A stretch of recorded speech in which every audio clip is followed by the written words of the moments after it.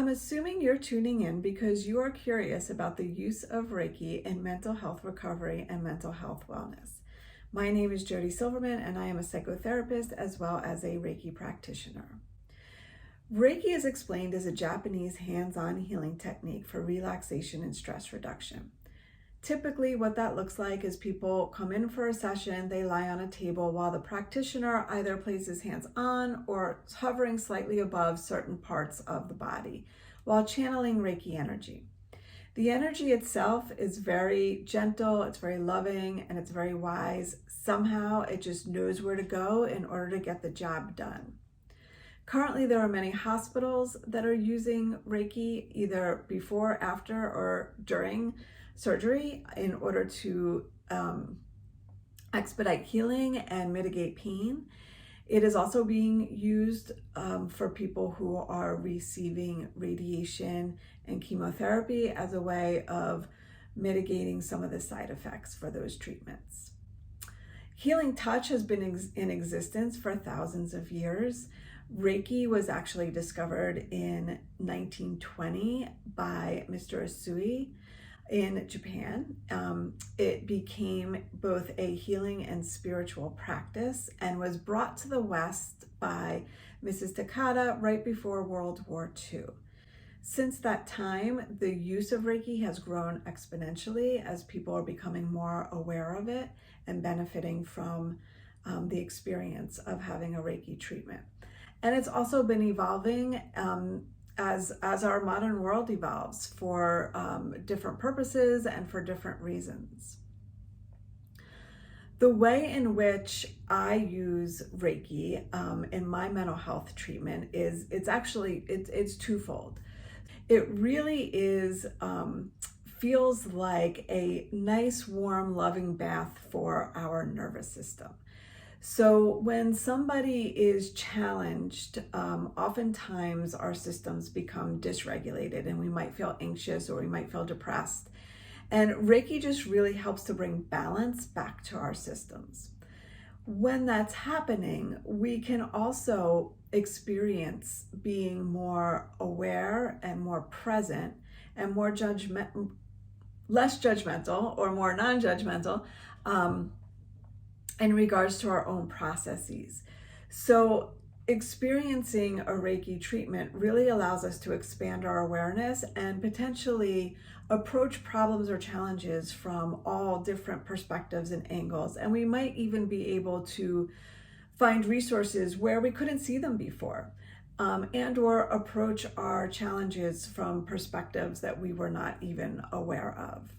The second part that's really important is that oftentimes when we are experiencing a Reiki treatment, we have an experience of what's known as a non-ordinary state of consciousness. Non-ordinary states of consciousness are states in which we are not fully awake, however, our mind is still aware. And when we are in these states, and we can obtain these states through meditation, through breath work, through substances, but Reiki is another really gentle way of obtaining this state.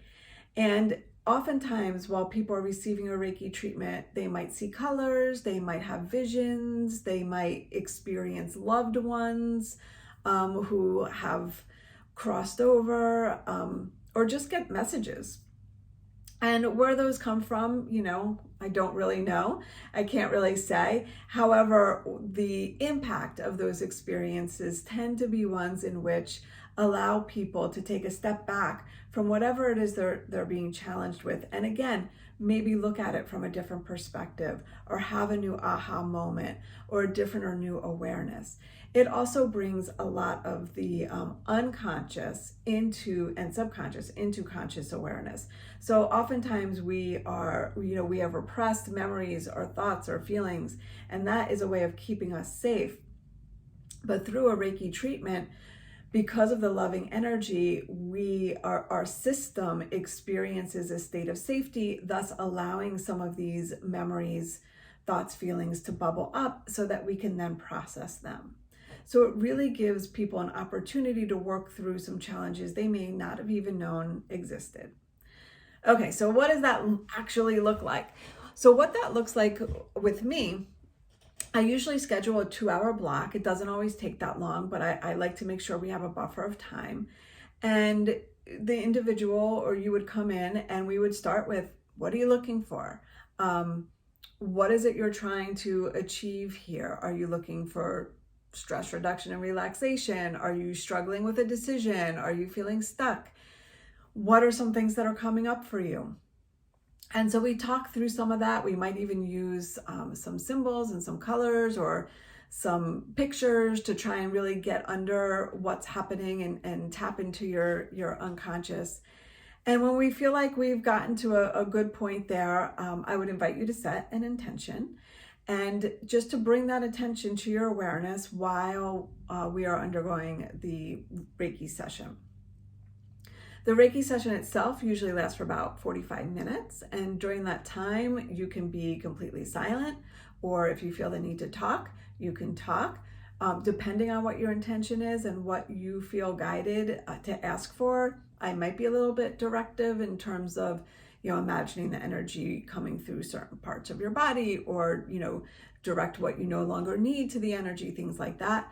But it's really all dependent on what you need and what we are guided to do in that session. When the Reiki treatment is over, I give you some time to come back into awareness, maybe do a little bit of journaling, and then we take some time to just process what that was like for you. Did anything come up? Anything expanded in your awareness? Anything that you feel like you want to take into your daily life? And then that becomes the last part of our session, which is, what can you take from this experience and apply to your everyday life? Because otherwise it just becomes a really nice experience that you then have to just kind of sits on a shelf, right? And you're like, oh, I'd like to do that again. However, if we're able to come up with a couple of objective goals or action steps that you can take with you as a result of this experience, and you can continue to implement that as you go through your daily life, then it becomes much more than that. So I hope this helped to answer any questions around what an integrated Reiki session with me looks like. I'm happy to answer any further questions that you might have. My contact information is below, so feel free to contact me, and thank you for listening.